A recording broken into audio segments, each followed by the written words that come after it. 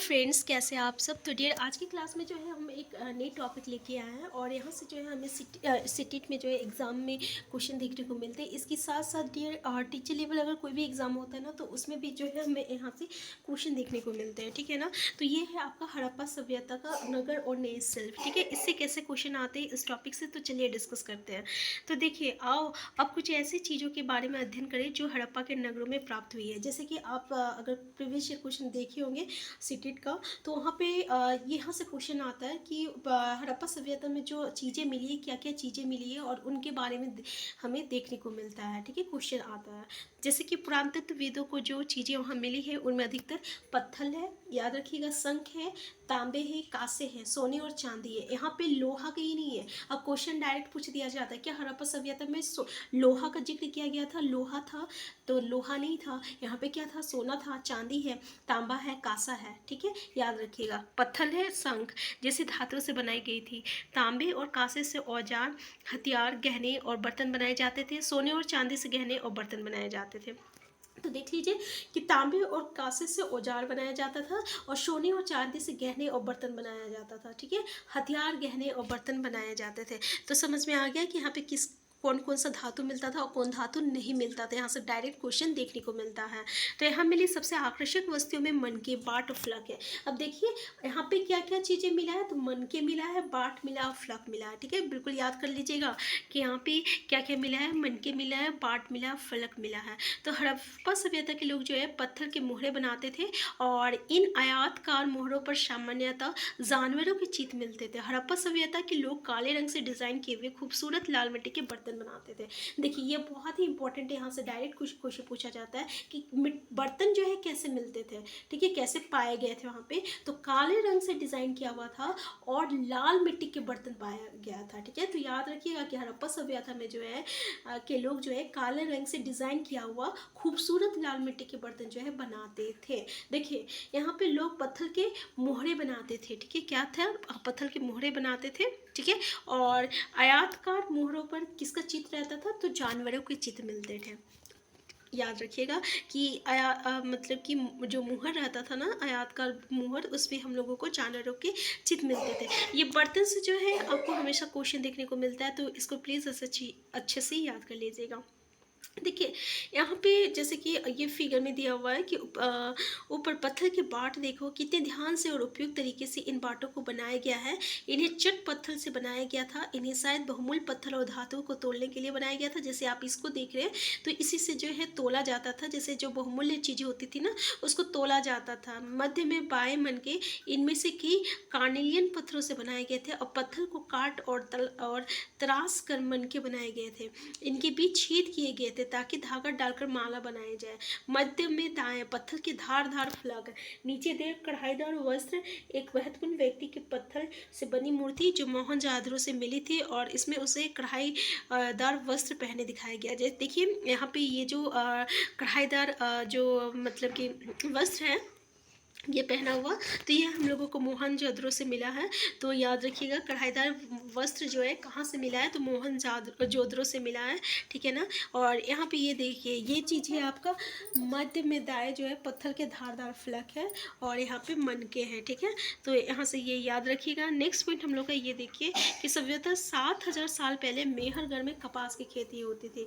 तो याद रखिएगा कि कपास की खेती कहाँ होती थी। ठीक है, हड़प्पा सभ्यता में, तो ये मेहरगढ़ में होती थी। कितने साल पहले? तो 7000 साल पहले। तो मोहनजोदड़ो से कपड़े के टुकड़ों के अवशेष, चांदी की एक फूलदान के ढक्कन तथा कुछ अन्य तांबे की वस्तुओं से चिपके हुए मिले हैं। ठीक है, देख लीजिए यहाँ पे कि मोहनजोदड़ो से क्या क्या मिला है। कपड़े के टुकड़े मिले हैं। ठीक है, और के अवशेष और चांदी की फूलदान मिला है। फूलदान के ढक्कन चांदी की एक फूलदान के ढक्कन तथा कुछ अन्य तांबे की वस्तु से चिपके हुए मिले हैं। ठीक है, तांबे की वस्तु से चिपके हुए मिले हैं। पक्की मिट्टी तथा फेर्नेस से बनी तकलिया सूत्र कताई का संकेत देती है। देखिए पक्की मिट्टी और फेर्नेस से बनी तकलिया सूत्र जो है कताई का संदेश देती है। तो मेहरगढ़ से क्या क्या चीज़ें मिला है ना, इसको याद रखिएगा कि ये पूछा जाता है कि कपड़े कहाँ से मिला है, तो मेहरगढ़ से मिल रहा है, जो कि 7,000 साल पहले मेहरगढ़ में कपास की खेती होती थी। फिर चांदी की फूलदान के ढक्कन कहाँ मिला है, तो मेहरगढ़ में मिला है, ठीक है। तांबे की वस्तु से चिपके हुए था। और ये फैनस कहाँ मिली है, फैनस किससे बनी तकलिया, तो ये भी हमें जो है मेहरगढ़ से मिला है। देखिए, इनमें से अधिकांश वस्तुओं का निर्माण विशेषज्ञों ने किया था, और विशेषज्ञ उसे कहते हैं जो किसी खास चीज़ को बनाने के लिए खास प्रशिक्षण लेते हैं। विशेषज्ञ मतलब जैसे कि जो ट्रेंड व्यक्ति लोग होते थे ना, किसी जैसे कि अब इंजीनियर जो बना सकता है उसको कोई और नहीं बना सकता है, ठीक है ना। तो इसी तरह विशेषज्ञ जो होते थे वो किसी खास चीज़ को बनाने के लिए जो है वो प्रशिक्षण लेते थे, यानी ट्रेनिंग लिया करते थे।